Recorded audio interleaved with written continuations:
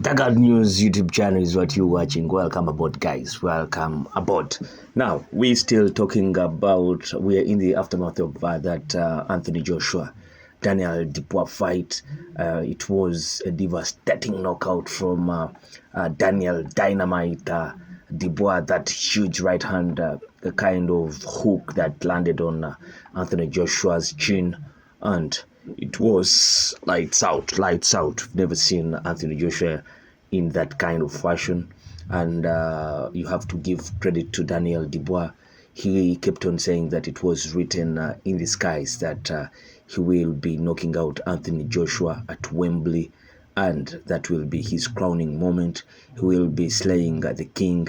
He called himself the King Slayer, and he fulfilled that. That is Daniel Dynamite Dubois. Kudos to him.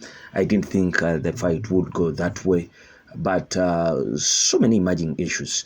Going into this fight, I must declare that I didn't know that there was a rematch clause in here.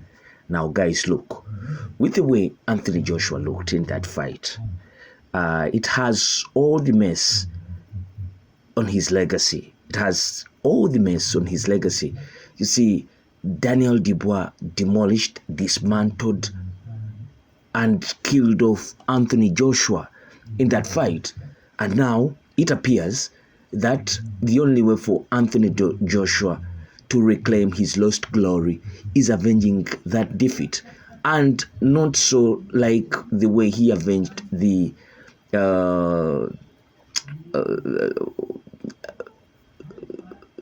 Andy Lewis Jr. defeat.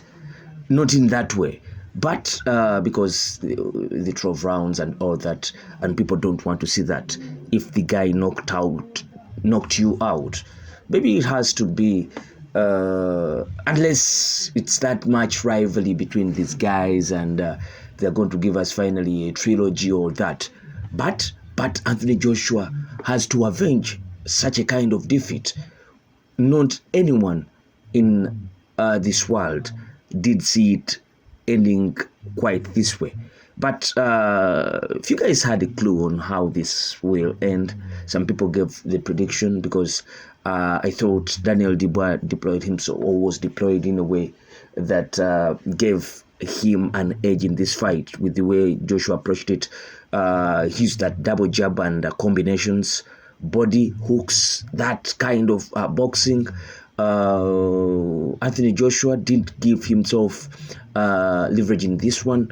He didn't use his jab. He didn't stamp his authority. He didn't do nothing at all. So it was all Daniel Dubois from the start, and that explains the numerous knockdowns that Dubois had. Then Joshua kind of resurrects himself in the 5th round, comes out, seems to have come back fully, and wants to stamp his authority. He gets that big shot, that big right hand lands, kind of wobbles Daniel Dubois, and Joshua wants to go for the kill. He goes for the kill like a novice, guys, and that's how he was ended brutally. But in this video, I'd love to invite you to think keenly. Why would Joshua is nearing the end of his career? You don't think he has so many fights left for him to fight, especially with these big numbers at Wembley? And you thinking he has the backing of His Excellency Taki Al-Shiki, Frank Warren and Eddie Hearn have a very close relationship now. How about these guys knew already that there was a rematch that was going to happen?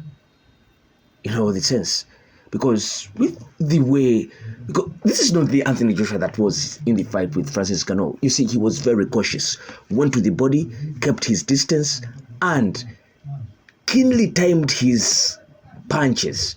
You see, he timed his punches, and he knew the danger that Francis Ngannou posed, that if Francis Ngannou landed clean, it might have been lights out for Anthony Joshua in that fight. And for all intent and purposes, Joshua knew very well the kind of danger that Dubois posed. He knew that Daniel Dubois had all the power because they had sparred. There were stories of Daniel Dubois hitting Joshua with a clean shot and all that. So he knew the kind of danger that Dubois posed. But the way he deployed himself in that squared circle left a lot of questions in there. And for me, I think this knockout of Daniel Dubois, credit to him, but it makes more sense for the rematch and big monies again in this sense. I don't know if it will be coming up immediately, but in all sense and all what you think, this fight made more of that rematch, and I think in no without wasting lots of time, Joshua will be activating that rematch. Guys, we didn't know. I read, I listened to various interviews. I didn't hear anything near a rematch.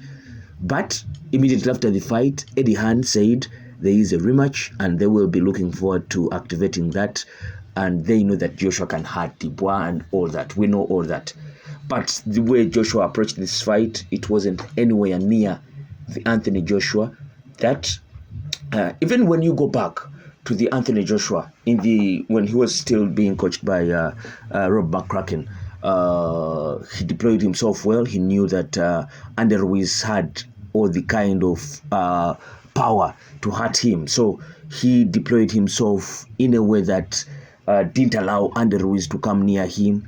He was cautious and all that, and not even after that first knockdown by Dubois did Joshua ever deploy himself in a honorable way in that fight. So for me, there are so many questions that are still there for me, and I think Joshua's showing in this fight was more of making that rematch and getting a payday, and he paid for it.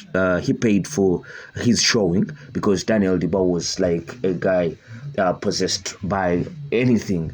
He came for the win, and Joshua was kind of playing. He didn't take Dubois serious and all that. And for me, Joshua doesn't, because coming into this fight, Eddie Hearn he hinted on something that Joshua no longer fears that defeat. But and you think Team Mushroom is counting so much on making the big monies for Joshua in his last days as a professional boxer. And for me, this explains why we're going to see the rematch. It might not be at Wembley. It might be in Saudi Arabia, another Riyadh season of sorts. But we're going to see a rematch. And in that rematch, we might see a different Joshua. We're going to see a different Joshua. But what do you think of this analogy that I'm bringing up here? Place your comments in the comment section below and tell us what you think of all this. I sign out. Peace.